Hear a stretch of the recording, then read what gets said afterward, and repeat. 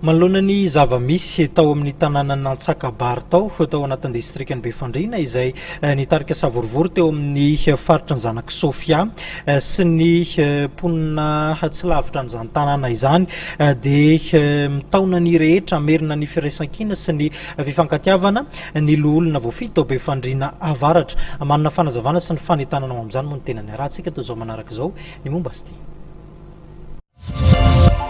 Ny Sojabe dia tsy mpanao politika fa mpandamina sy mpandrindra ary mpampihavanana fa tsy hanakorontana ny zanakatsika Premier Ministre mitarika ny gouvernemanta sady ray aman-dreny malagasy manontolo.